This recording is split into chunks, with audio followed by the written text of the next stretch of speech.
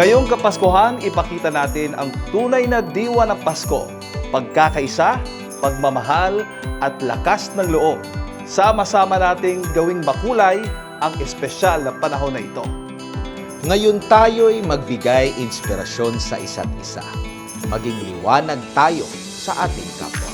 Sa kabila ng lahat ng hamon na ating pinagdaanan, nananatili tayong matatag. Buong puso, buong loob, at laging nagmamahalan. Tayo magpasalamat sa Diyos sa may likha sa mga biyayang ating natanggap at sa mga taong naging lakas natin. Dahil sa puso ng bawat Pilipino, ang Pasko ay hindi lamang selebrasyon. Ito'y pagkakaisa.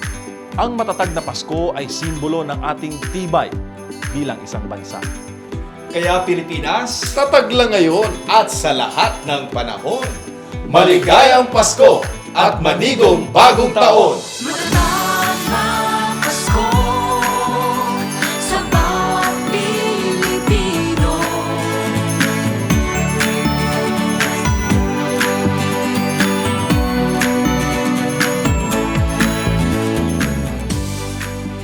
When I became a part of the great cause of Pastor Apollo C. Kibuloy, doon ko nalaman na posible palang magawa ng isang ordinaryong Pilipino na mangarap ng malaki para sa bayan. During the early years of Pastor Apollo's ministry, they couldn't even afford to pay for a jeepney ride, so they traveled mostly on foot preaching the gospel in Mindanao. Pero in his heart, sinabi na niya kung pagpapalain siya ng Ama, isi-share niya ang pagpapalang ito sa mga bata at mga nangailangan. The kingdom is service-oriented. We are geared towards the salvation of humanity. At the same time, provide the needs of the poor, the children, the differently abled, those who cannot help themselves. We give hope to where they need it most. While some assail our goodness and kindness, we will not stop until every person on earth receives the love that they deserve. The kingdom of Jesus Christ sprung from the slums of Aglao, Davao City, and helping the poor and the needy was a natural expression of the supreme law of love. It's like Pasko araw-araw, noon pa man hanggang ngayon, di lang tuwing Disyembre. But Christmas happens every day. Christmas happens every day when we make a difference today. If peace and goodness is all that we have, at a caring heart full of love, then we will feel a heavenly glow. If kindness in our hearts to others will show.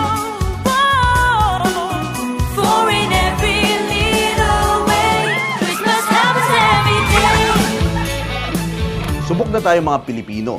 Daanan man tayo ng bagyo at unos taon-taon, hindi nawawala ang tibay ng ating loob at pag-asa na umahon. That's the Filipino spirit of resilience. Gaya ni Pastor Apollo, na noon pa mang taong 2005, kanya nang sinimulan ang isang makabuluhang adhikain at pinatunayan na ang susi ng matatag na bansa ay kalinisan.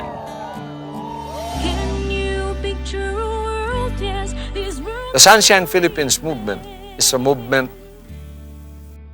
that has been started not only to feed the children, send them to school, but this will also help our government in planting trees. We say, you love this country, let's do it and let's work for it. Let's put our words into action. Not just so we can be put into the newspapers, not so we can be publicized into the newspaper. That's not our motive. Our motive is real. Whether somebody puts us on the newspaper or not, it does not matter as long as we have contributed for the good. Invest for the good. Every one of us Filipinos should contribute to that without the government asking us to. A world of hope is Di ba ang Pasko ay panahon ng pagbibigayan? At ang pinaka-espesyal na regalo na ating maibibigay sa ating inang kalikasan ay ang pangalagaan nito.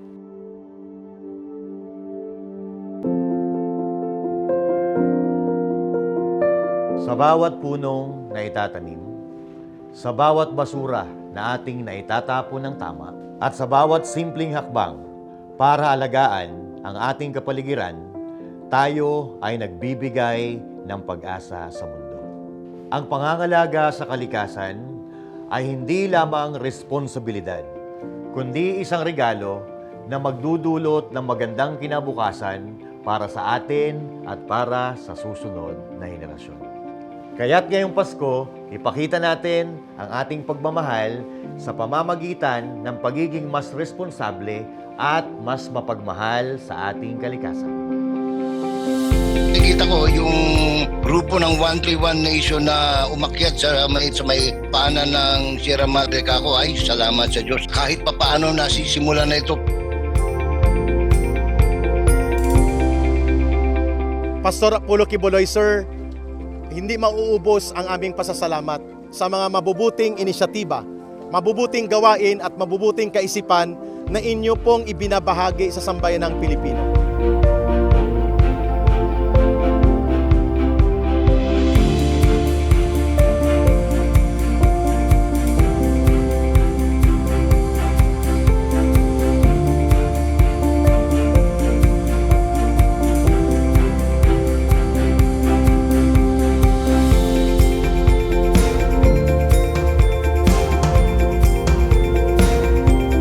Kaya dito po ako actually nabilib kay Pastor Kibuloy. Kahit dati pa, yung nakikita natin yung sistema, sabi ko nga, kinikwento ko eh. At ito, kahit wala dito si Pastor Kibuloy, kita nyo naman, nagagawa yung kanyang mga proyekto. At tatandaan po natin ha, hindi lang yan dito. This is nationwide. Maraming salamat Pastor Apollo Kibuloy sa iyong inisyatibo upang mapaganda pa at mapaayos at maging malinis ang ating Baseco. At naway, huwag tumigil dito kundi magpatuloy pa ito. Maraming salamat mula sa siyudad ng Maynila. Pastor Apollo Kibuloy, ngayon pa lang ho nakakatulong ka na sa taong bayan. Yung iba nangangako pa lang, kayo ginagawa niya ho, ninyo. Resibo na ho ito. Maraming salamat po sa inyong initiative. Kay Pastor Apollo, naging posible yung kalbong bundok na magkaroon ng mga puno muli. Yung mga lugar na halos basura na, naging paraiso punong-puno ng mga bulaklak. Ang gandang regalo nito sa ating inang kalikasan, di po ba? Kasi yung regalo hindi lang dapat para sa ngayon. Dapat isipin mo yung future. Kung nagawa nga ni Pastor Apollo ito sa bundok at pinuno ng mga puno at bulaklak, ay posible itong mangyari sa buong Pilipinas.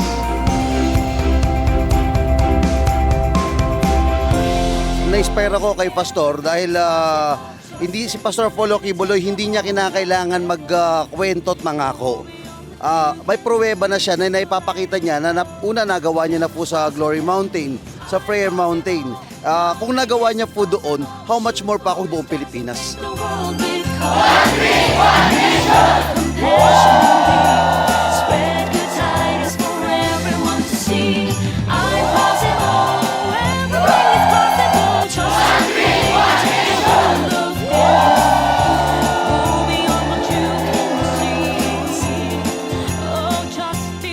Pastor Apollo is a man who practices what he preaches, and the imprint of his hands is evident in everything that he does. So he himself became the proving ground for the message that he is sharing with people all over the world. For 40 years, Pastor has been preaching non-stop to bring change, hope, and enlightenment to millions of people. He relentlessly contributed to nation building, even expanding his love to all parts of the world. His programs are seen on Sunshine Media Network International via radio, TV, and social media and web 24 hours a day and 7 days a week all over the world. His influence today as a spiritual leader and a national figure in the Philippines realizes a revelation to him by the Almighty Father that he will be given the power to sway the hearts and minds of people. And that was way back in 1991 when the ministry still had nothing. His vision and great faith and innovative solutions have allowed the construction of the colossal King Dome, the biggest indoor cathedral in the whole world, seating more than 75,000 people. If you have a vision like that, God will give you the wisdom to do everything so that your vision will come true.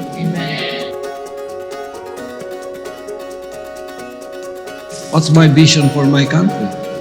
Me, I have a master plan for my beloved country, even though I am not a political leader. As I have a master plan for the kingdom, I have a map of the Philippine Islands, archipelago, crisscrossing all the bridges and all the four-way, six-lane highways, connecting all the islands where you can go by car. I have a master plan like that in my mind for my country. He says, by faith. To man it is impossible, but not with God, for with God everything is possible.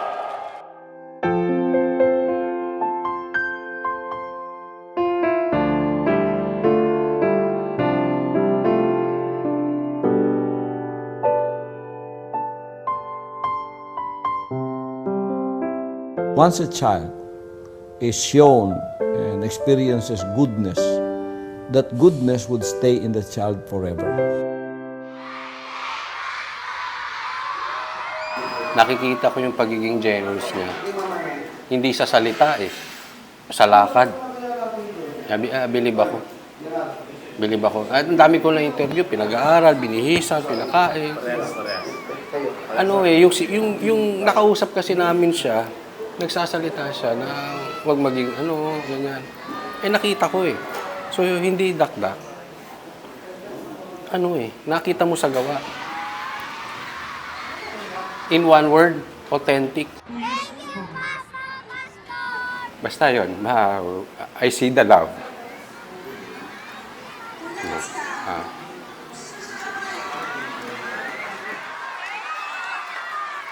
At sinabi ko, nung ako'y tinawag ng Ama sa ministry ito, Lord God, if you will bless me in this ministry, I would spend the bulk of the blessing that you give me to support the children of the Philippines.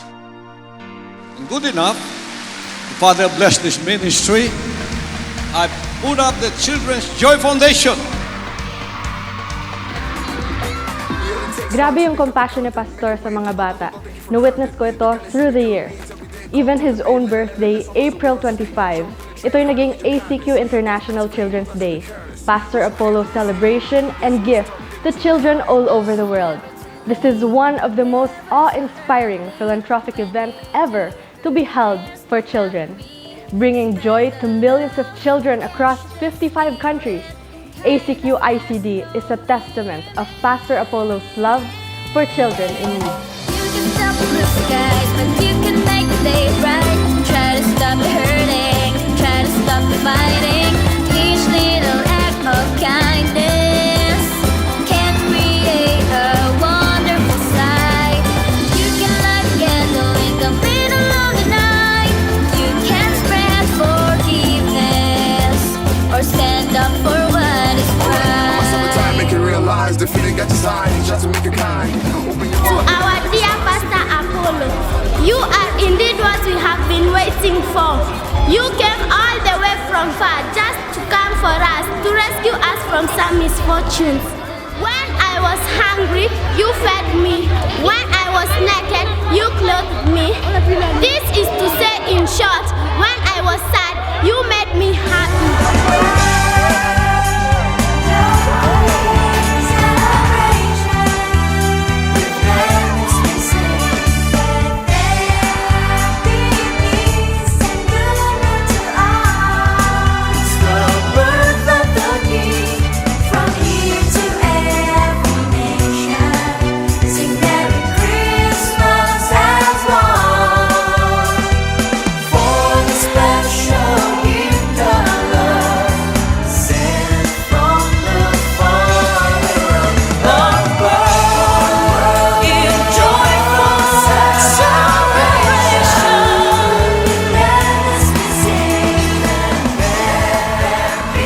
Isang bansang nagkakaisa ay matatag at ang isang matatag na bansa ay nagkakaisa Yan ang itinuro sa atin ng former President Rodrigo Roa Duterte at ng ating pinakamamahal na pastor na si Pastor Apollo Kibuloy.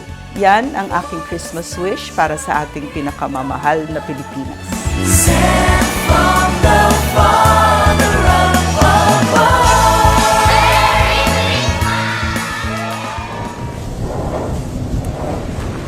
Ay tahimik ang lugar. Thousands of people have evacuated from their homes in Albay as officials raise alert level 4 due to Mount Mayon's unrest.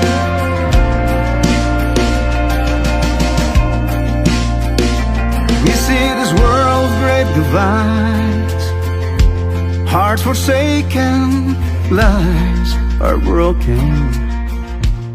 Ang resiliency kasi nating mga Pilipino hindi lang nasa pisikal na aspeto eh. Nasa puso natin yan. Sa kabila ng anumang bagyo, sakuna, lagi pa rin tayong nakangiti, ganyan tayong mga Pilipino. Yan yung nakita kong mga bagay na talagang gusto ko kay Pastor Apollo. Yung pagmamahal niya sa bayan. Pwede namang hindi na siya makialam, pero gagawin at gagawin pa rin niya yung pagtulong. Hindi lang isang beses pero sa bawat bagyo, nandun yung pagtulong. Yan yung diwa ng Pasko na hindi lang pang Disyembre, pang buong taon. It is all that we need to give this world a better hope. Ito'y para sa ating mga kababayan nasa lanta. Talagang ako'y naglaan para sa mga panahong pangangailangan. Nandoon tayong tumutulong sa ating mga kababayang nasa lanta. Tayong naririto, ginagamit ng amang makapangyarihan, tumulong tayo. Love is all that it takes. Great love is what we need. Let's be on the way to bring joy and peace. Great love is what it takes. It is all that we need to give this world a brighter hope and a future. Love is all we need. We love you, Pastor Apollo Kibuloy. We love you.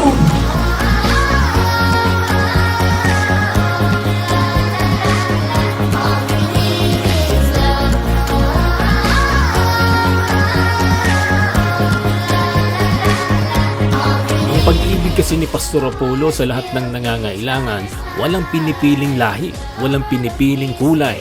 Anumang layo, tiyak na aabutin ito ng mga volunteers na kasiyahan sa puso ang pagtulong sa kapwa. Love is the way. 'Cause you love everything is possible. It's so powerful.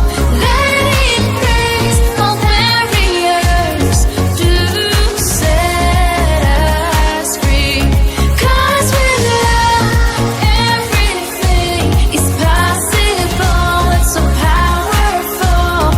Let it break all barriers to set us. Patuloy tayong maging matatag sa lahat ng aspeto ng ating buhay bilang pamilya, komunidad at bilang Pilipino. Ang lakas ng loob natin ay nagmumula sa ating pananampalataya, pagmamahal sa pamilya at malasakit sa kapwa. Walang maiiwan, lahat tayo sama-samang magtutulungan. The greatest gift that we can give to the youth all over the world is education. Yan ang isa sa mga adhikain ni Pastor Apollo para sa mga kabataan upang hindi mapariwara ang kanilang mga buhay. Sa halip, sila ay magiging mabubuting tao ng lipunan.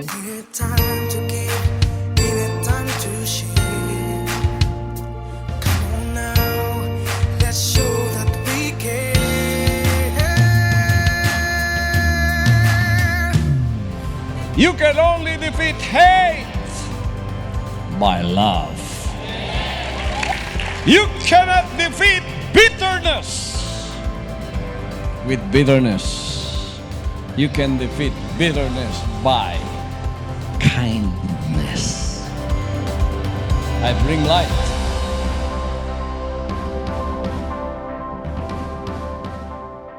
Ako po si James Ken Likigan at ako naman po si Lendo Jan Likigan at kami po ang Likigan Brothers. Pastor, maraming salamat po sapagkat hindi niyo lamang po binuo ang aming mga pangarap, kundi binigyan niyo rin po ng kahulugan at direksyon ng aming buhay. Sa pag-ibig mo'y umaasa ang bawat isa. Pastor Apollo opened the Prayer Mount in 2019 to a Christmas village. Yung mga kababayan natin from far-flung areas naka-experience talaga ng kakaibang Pasko. Kasi iba sa kanila galing sa mga lugar na walang kuryente o yung iba tinamaan ng lindol o mga sakuna. Pagdating nila sa Christmas village, grabe yung saya nila. Doon mo mararamdaman na sa kabila ng pinagdaraanan nila, ano doon yung katatagan na hindi susuko at yung pagmamahal na ramdaman nila sa lugar, hindi mawawala magpakailanman. Pag-ibigan siyang maghahari sa puso natin magliliwanag ang Pasko, maglilingling sa buong mundo.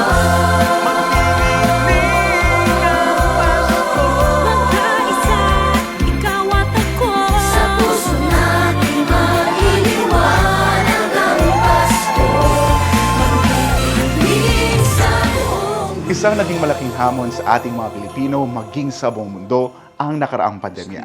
Ngunit ang diwa ng Pasko na pagkakaisa, pagbibigayan at katatagan, dito natin lubos na nasilayan. Natutunan natin na pahalagahan ang mga simpleng bagay, ang oras para sa ating pamilya, ang ating kalusugan, pananalig sa Diyos, at ang tunay na kapayapaan. Ito ang nagbigay sa atin ng liwanag at diwa ng Pasko.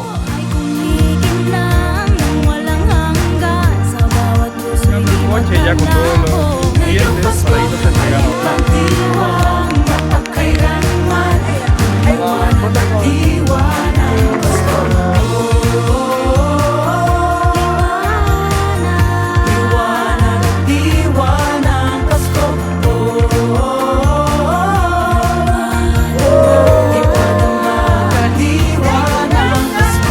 Sa puso ng bawat isa, kabutihan ang siyang hatid. Naging gabay at tanglaw natin ang ating Diyos na may likha para sa ating mga adhikain na para sa Diyos at sa Pilipinas nating mahal.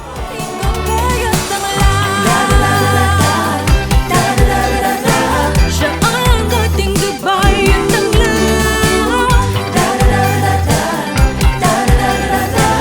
Ang gabay at tanglaw. Pastor Apollo has always believed in sharing his own lifestyle with those that have decided to serve the Almighty Father full-time just like him. And so he has prioritized the welfare and well-being of thousands of full-time miracle workers by providing not just the basic needs such as good food, proper housing, clothing, but also opportunities for education from the elementary level to the doctorate, travel around the world, training and self-improvement, and recreation. Even families of the full-time miracle workers are able to share in these blessings. Kung titingnan mo, we are strangers, sino ba to? Pero Pastor accepted us with open arms. That's why thankful talaga kami. Dito ko nakita sa KOJC na pwede magsama-sama yung mga iba't ibang mga lahi. Pamilya ang turing sa bawat isa, walang lamangan, lahat gumagawa for a common cause. Ito talaga yung diwa ng Pasko. Dito ko nakita sa KOJC yung tunay na kapayapaan, pagmamahalan at katatagan.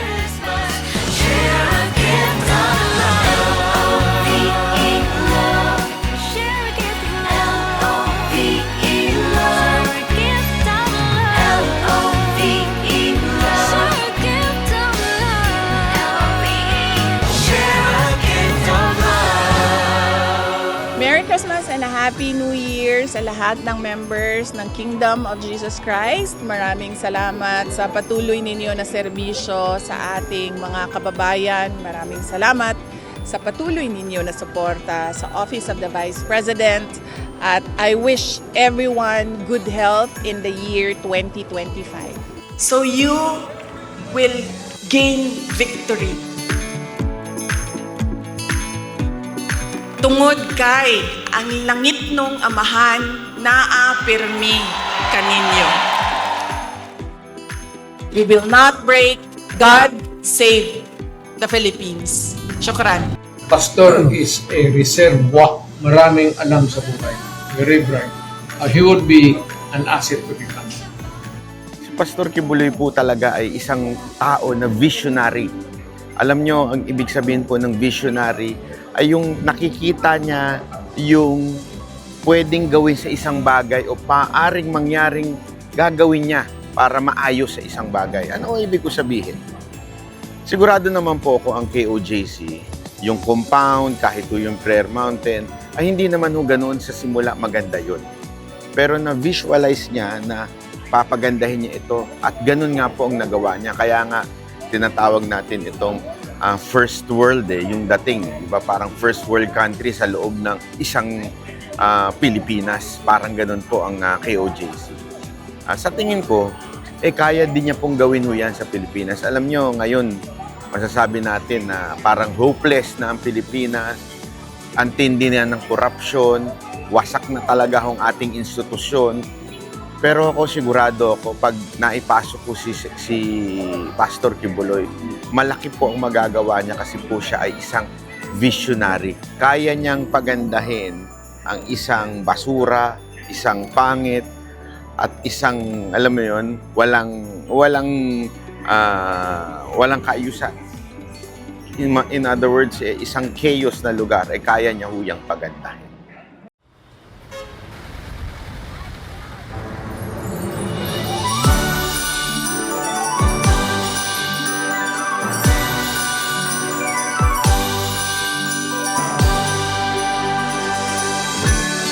Bawat araw, hatid ay tagumpay, tibay ng puso ay sadyang taglay. Bawat pagsubok at hakbang, pag-ibig at lakas ng Diyos sa atin tumitibay.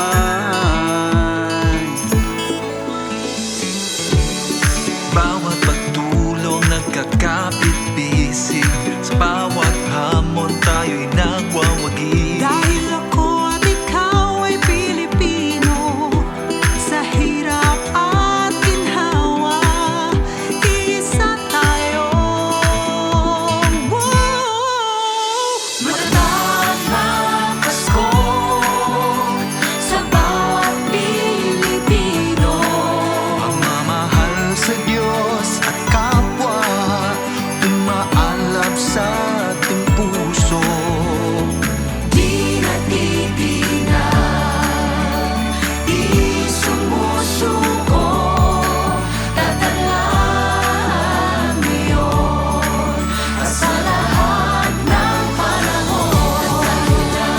Tatalang Pasko, tatalang sa bawat Pilipino.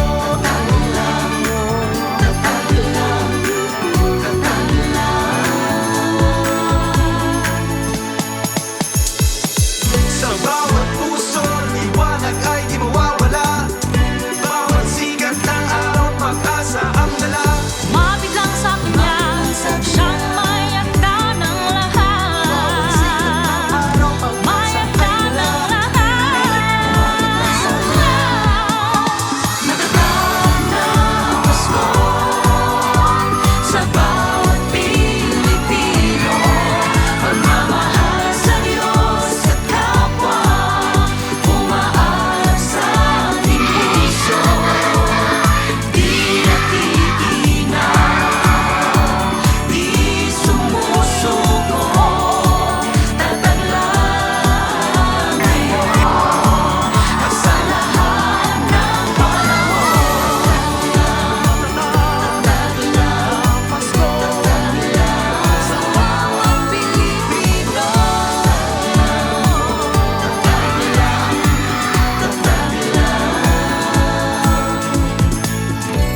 Pagmamahalan, pagkakaisa.